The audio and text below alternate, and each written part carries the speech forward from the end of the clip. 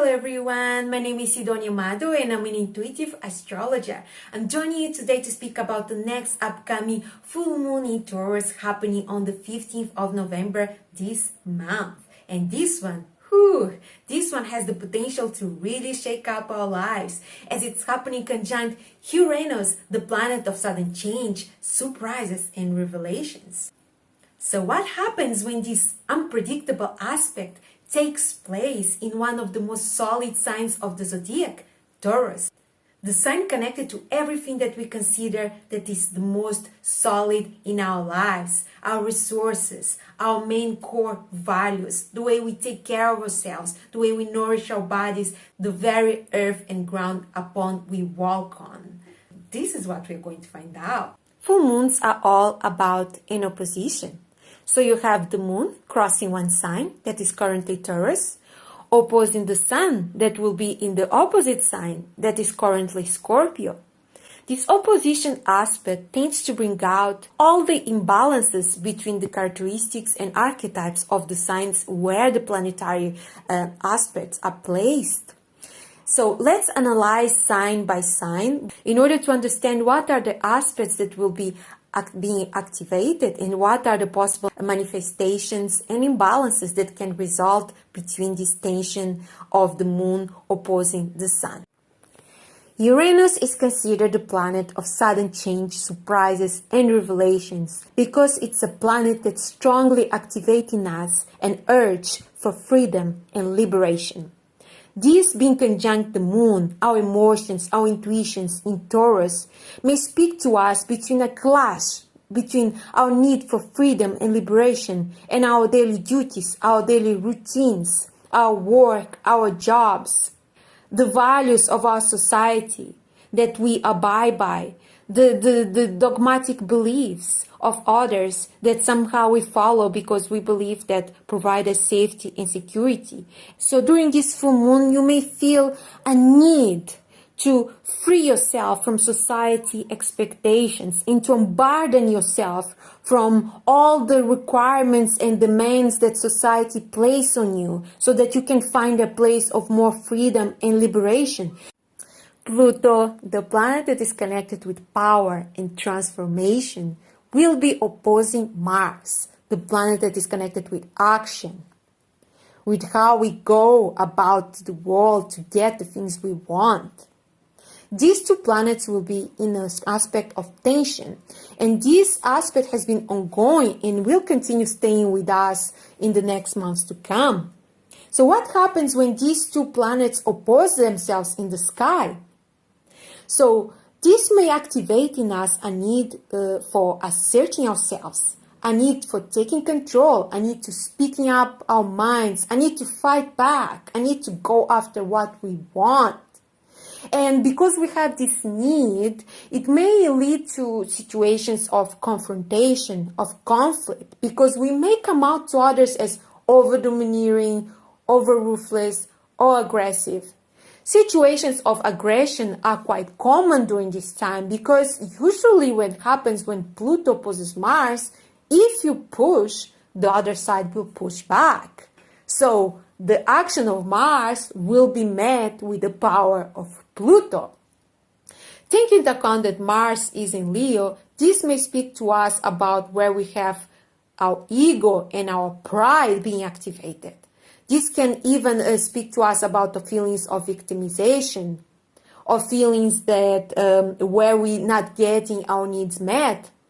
And this may come into the storefront as an overwhelming need of frustration to get our needs met, to get what we want. While Pluto, being in Capricorn, speak to us about these main structures and powers in our society, our governments, the people at our work, our bosses, our social structures and social rules. So Pluto, in this structure side of Capricorn, is opposing our needs, our egoic needs in Leo, which may cause friction, power struggles, and confrontation. So how can we best navigate this transit in order to make sure we do not get in trouble? So for this transit, it is advised caution and patience. It is advised deep self-reflection So this may help us to undergo a process of transformation when it comes to our fears, when it comes to our insecurities. It may help us to reanalyze how we go about getting the things we want. And many of us may fall under the spectrum of doing too much. Maybe we are too aggressive, or maybe not doing enough. Maybe we need to be more aggressive. Maybe we need to be more assertive. And also where we need to transform and let go of certain things and certain beliefs.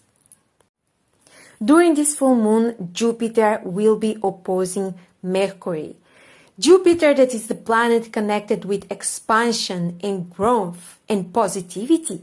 And Mercury, which is the planet connected with our thinking processes and communication. This being in opposition may speak to us about us maybe going overboard with our goals and plans or with our communication, which is an opposition, and it's a tense aspect that can bring negative results if we are not paying attention and if we are skipping on details. We may be prone during this time to making mistakes or to being fooled or being tricked into things that we are not clearly seeing what those things are about. Being overboard also may happen in you taking more in your plate than what you can possibly handle. So it's very important here to pay attention if you're not taking too much, and take more practical and more realistic steps in order to achieve your goals. Also because Saturn will be direct, and Saturn will be demanding this more discipline out of people. And in terms of communication, it may speak to us about us maybe having sometimes the effect of putting the foot in our mouths, speaking maybe too much or speaking things that may hurt people and that may be misunderstood. So there's a necessary need to try to control this energy by slowing down and by thinking before we speak, before we communicate, by making a plan and take more approachable, more careful and more well thought steps. In the positive side, this aspect may bring you many opportunities for success. So speaking and communicating, debating, being outside in social media may be positive if you can manage this energy. It's also a good energy to question your beliefs and try to innovate them. However, be careful. As I mentioned, it's an opposition tense aspect, and if you are too greedy or too obsessed with success during this time, it may also lead to embarrassment and loss of reputation. During this full moon, Chiron will be opposing Lilith. Chiron, that is the planet connected with our most deepest wounds and pains. Wounds that are so old that may even come from past lives. And Lilith, which is the point in the sky that is connected with our primal urges, our suppressed needs, everything that we shame in ourselves, everything that is taboo, everything that we desire secretly. So this may manifest between suppressed needs and desires resurfacing, but you being stopped in the same time by past pain and past hurdles. Think about how can you integrate your experiences, your wounds, and your pain in order for them to become a support for you, in order to achieve what you want instead of a blockage that throws you in place and stifle you and isolate you. How can you integrate those experiences in order for them to become the building blocks of your personality? And this also requires you going through a process of self-love and self-acceptance, in a process in which you need to forgive yourself, in which you need to let go of blaming and shaming and accepting the humane part of yourself in the process, the humane part of yourself that is inevitably a part that make mistakes, a part that is not perfect, and a need for you to let go of the need of being perfect, of being right, and let go of attachment to social and cultural expectations that are just this, a reflection of a cultural upbringing in society, and you understand where you are inevitably human, perfect, and yourself, and accept that part and love that part of yourself. During this full moon, as I mentioned before, Saturn is going direct. This may speak to us about a need to revise, review, and reevaluate everything that we have been doing since Saturn went retrograde. So it may require us to correct maybe some past mistakes, as some things may come to the storefront in order for us to reevaluate and reanalyze. Some things may come to our attention. It may also speak to us about some things that have not been done correctly that may come up right now and be revealed into the public in order for us to reevaluate, reanalyze, and rectify them. This is most important because at the time of the full moon, Saturn will be squaring Mercury. The planet is connected with our social media, with our communication, with our thought process, with our finances. So maybe something during this time connected with those aspects, with all that is information, may come out and need for us to review and correct the aspects connected with those things. This also may speak to us about a reflection to where are we being too rigid, where are we being too stifled in the way we communicate, in the way we relate, in the way we go about our lives in terms of not just work and responsibilities, but in terms of our spirituality, our values, our thinkings. Where are we being too rigid? It is said that those who cannot bend break.